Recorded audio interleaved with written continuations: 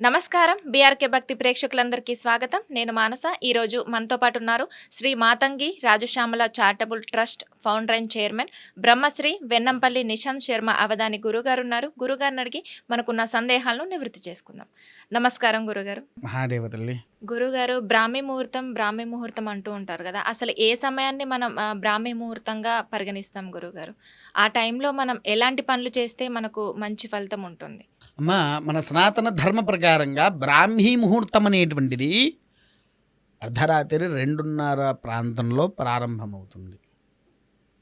అర్ధరాత్రి 2:30 ప్రాంతంలోనే ప్రారంభమవుతుంది. అందుకోసమే కొన్ని ప్రసిద్ధ దేవాలయాలలో ధూళీహారతి అని అప్పుడే ఇస్తారు. మనం పక్కబట్టల మీద ఎలా అయితే పడుకుంటామో అదే విధముగా లేచి ఆ ఆలయంలో స్వామివారి యొక్క హారతి తీసుకోవడానికి బహుజనాలు కూడా వెళ్తూ ఉంటారు. దానివల్ల సకల దోషాలు పోతాయి అని. బ్రాహ్మీ కాలం ప్రారంభమయ్యేది అసలైతే 2:30.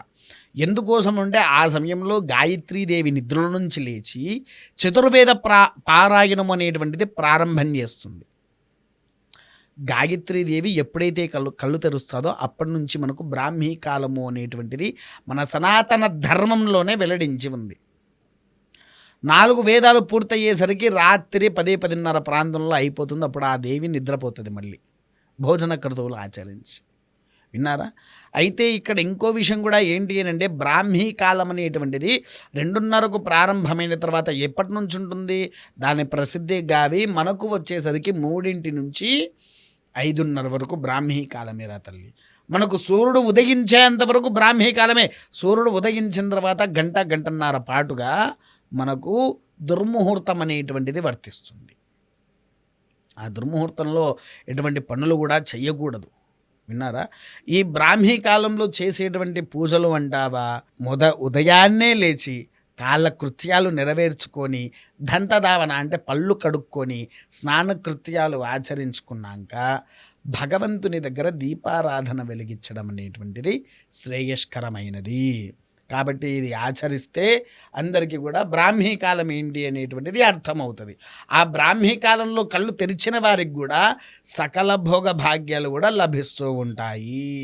ఓకే గురుగారు, అంటే బ్రాహ్మీ ముహూర్తంలోనే మనం దీపారాధన చేయాలా, లేదంటే కొంచెం 7 కొంతమంది 10కి అలా కూడా దీపారాధన చేస్తూ ఉంటారు. సో అట్లాంటి వాళ్ళకి ఏం జరుగుతుంది? అమ్మా, సూర్యుడు ఉదయించక ముందుకే ఇంట్లో దీపాలు వెలిగిస్తే లక్ష్మీదేవి అనుగ్రహం పొందుతాము. అది కూడా సూర్యుడు ఉదయించిన తర్వాత నువ్వు చేసేటువంటి దీపము అంతగా ప్రసిద్ధిలోకి రాదు, ప్రథమం.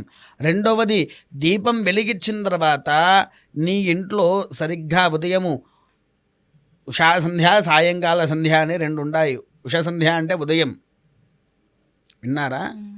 సాయంకాలంలో సంధ్యాదేవి ఉంటుంది. ఆ సమయంలో 6 గంటలకే, ఇవి 2 కూడా 6 గంటలకే ప్రారంభమవుతాయి. ఆ సమయంలో దీపారాధన వెలిగించిన తర్వాత ఇల్లు మొత్తం ధూపం వేయాలి. ధూపం వేస్తే ఇంట్లో ఉండేటువంటి దరిద్రం తొలగిపోయి ఆ యొక్క అనుగ్రహాన్ని మన ఇంటిల్లిపాది అందరూ కూడా దక్కించుకుంటారు. విన్నావా? తర్వాత ఇంకో విషయం చెప్తున్నా, వినను తల్లి.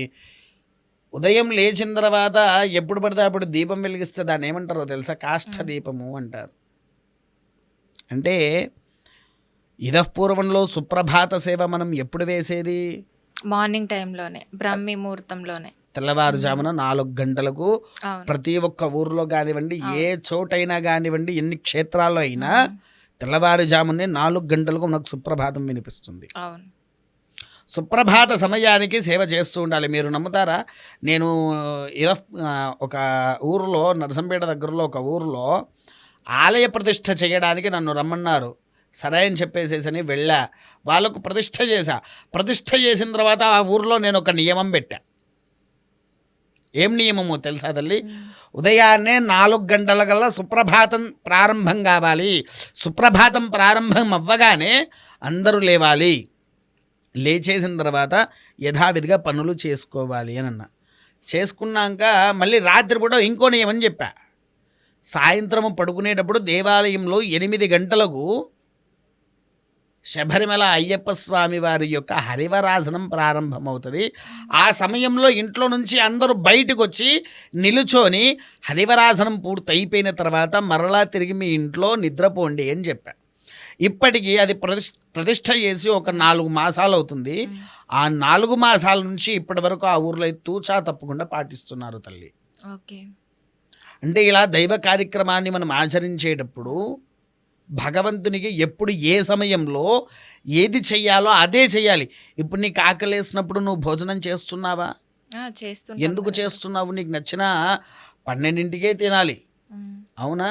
అసలు మొత్తానికి తినకుండా కూర్చో, అల్సర్ వచ్చేస్తుంది కదా, గ్యాస్ట్రిక్ ప్రాబ్లం వస్తుంది, అల్సర్లు వస్తాయి, అవునా? ఇలాంటి బాధల్లో నువ్వు ఉన్నావు. అదే నువ్వు పెట్టే నిత్యదీపంలో నువ్వు ఆలస్యం చేస్తే నీ ఇంటికి ఎటువంటి గ్యాస్ట్రిక్ అల్సర్ లాంటి ప్రాబ్లం వస్తాయి. అయ్యా మరి గ్యాస్ట్రిక్కి ఉన్న ఈ దీపానికి ఏం సంబంధం అని అనుకుంటావేమో. ఎప్పుడైతే దీపారాధన ఆలస్యం అవుతుందో నెగిటివ్ ఎనర్జీ మన ఇంట్లోకి రావడానికి ఆస్కారం అవుతుంది, అవునా? దానివల్ల ఇంట్లో క్షోభపడేది ఎవరు? మనమే. నష్టపోయేది ఎవరు? మనమే కదా. అందుకోసమే బ్రాహ్మీ కాలంలో యథావిధిగా దీపారాధన చేస్తే, ఇంట్లో ధూపం వెలిగిస్తే మన ఇంట్లో ఉండేటువంటి సకల దరిద్రాలు కూడా తొలగిపోతాయి. ఓకే గురుగారు, బ్రాహ్మీ ముహూర్తం యొక్క విశిష్టత, అలాగే ఆ టైంలో మనం ఎలాంటి పనులు చేస్తే మంచి జరుగుతుందో దాని గురించి చాలా చక్కగా వివరించారు. ధన్యవాదాలు. మహాదేవ.